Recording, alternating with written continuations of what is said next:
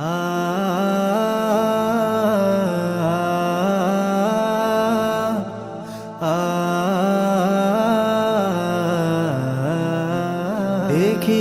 ভেবে। আসসালামু আলাইকুম এভরিওয়ান, কেমন আছেন? আশা করছি আপনারা সকলেই ভালো আছেন। আলহামদুলিল্লাহ, আমি আপনার দোয়ায় খুবই ভালো আছি। এভরিওয়ান, আজকে ভিডিওটা করছি কিন্তু দারুল রুম থেকে। আমরা যে বিল্ডিং ছিলাম সেই বিল্ডিংয়ে আছি, আর এখন গোসল করে রেডি হয়ে গেছি। এখন বাজে প্রায় 9টা বাজতে যায়, 9:30 বাজে। এখন আমরা বার হয়ে যাচ্ছি আবার একটা মাদ্রাসা যাওয়ার উদ্দেশ্য।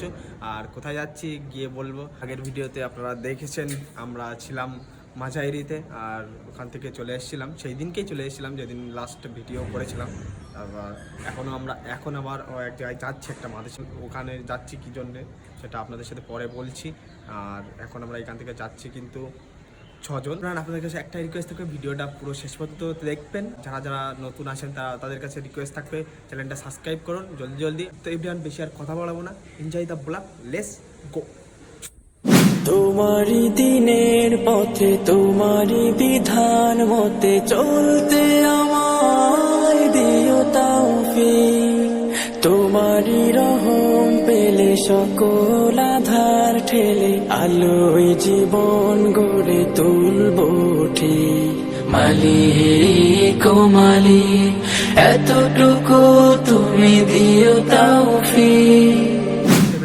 কিন্তু চলে আসলাম, ফাইনালি বলে দেয় আমরা কোথায় আসি। এখন কিন্তু আমরা বাঘোয়ালিতে আসি। আর দেখেন বাঘোয়ালির বিল্ডিংগুলো খুব সুন্দর। এটা কিন্তু মসজিদ, আর আপনাদেরকে পুরো ঘুরিয়ে দেখাবো পুরো মাদ্রাসাটা। চলুন এই সাইডটায় যাই, একটু গিয়ে দেখে।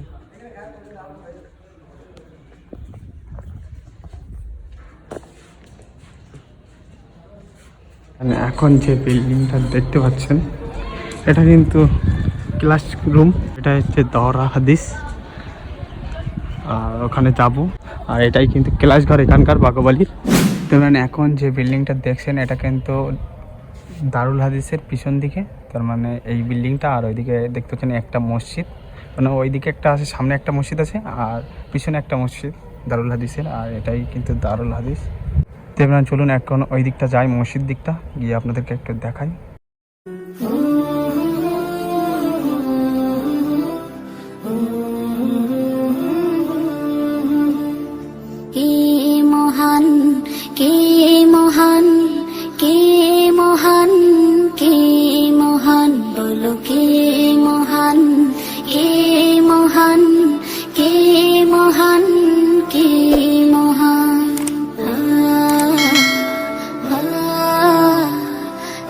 এখানে কিন্তু পরিষ্কার পরিচ্ছন্ন খুব, দেখতে পাচ্ছেন আপনার ভিডিওতে কত সুন্দর, আর মনোরম পরিবেশ, খুব সুন্দর প্লেস, জায়গাটাও খুব সুন্দর। তো ওই দিকটা দেখেন। আর এখন আমরা যাই একটু উজুখানার ওই দিকটা একটু আপনাদেরকে দেখাই।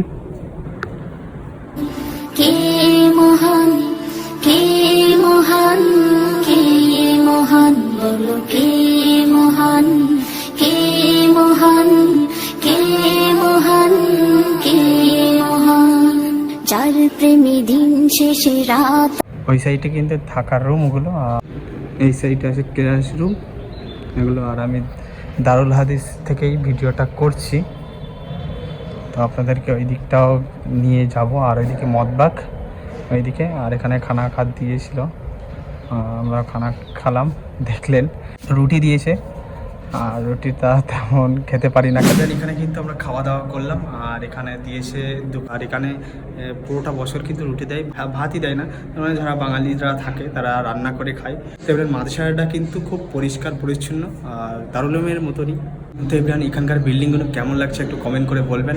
আমার কাছে তো খুবই ভালো লাগছে। আর এখানকার মাদ্রাসাগুলো এমনি খুব সুন্দর, আর অনেক সুন্দর সুন্দর মাদ্রাসা আছে। এছাড়াও অনেক আছে যেগুলো আমি যেতে পারছি না, যেখানে যেখানে যাচ্ছে আপনাদেরকে দেখাচ্ছি। ভিডিও করার কোনো ইচ্ছা ছিল না, একটু মনে করলাম যাই গিয়ে আপনাদেরকেও একটা দেখানো হয়ে যাবে, একটা ভিডিও হয়ে যাবে, তো তার কারণে করলাম। তো দেখেন কত সুন্দর, আর একটু কমেন্ট করবেন কেমন বিল্ডিংগুলো। কিন্তু আমি যাচ্ছি দারুল হাদিসের ওপর তলায়, মানে ওপর ফ্লোরে। আর এটা দেখতে পাচ্ছেন কিন্তু ওপর ফ্লোরে, এখনও ভেতরেরটা খোলা নেই। তো আপনাদেরকে একটু দেখাই উপর থেকে, দেখেন কত সুন্দর লাগছে বিল্ডিংগুলো।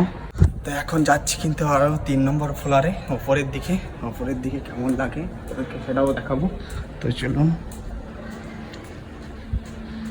দেখেন কত সুন্দর, আর ওপরে থেকে কত সুন্দর লাগছে দিকটা।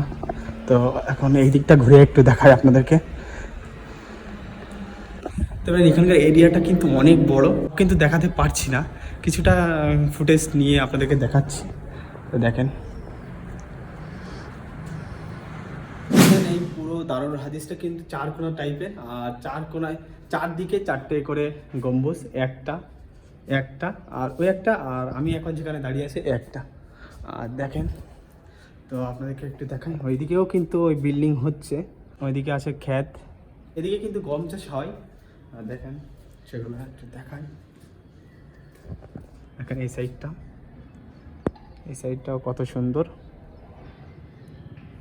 এখন আমি যাই নিচের দিকে গিয়ে, জানি না কতটুকু শেয়ার করতে পারছি, কেমন লাগছে আপনাদেরকে। আশা করি কমেন্ট করুন কেমন জায়গাটা, কত সুন্দর। এখন কিন্তু আপনারা দেখছিলেন ক্লাস সাইডটা, তার মানে যেদিকে ক্লাস হয় আর কি, আর ওইদিকে কিন্তু থাকার জায়গা আছে, যেদিক থেকে আমরা প্রথমে ঢুকেছিলাম আর কি, ওই দিকটা, ওখানেও একটা মসজিদ আছে, আর ওইদিকে মদবাগ আছে, যেখানে খানা দাওয়া হয়।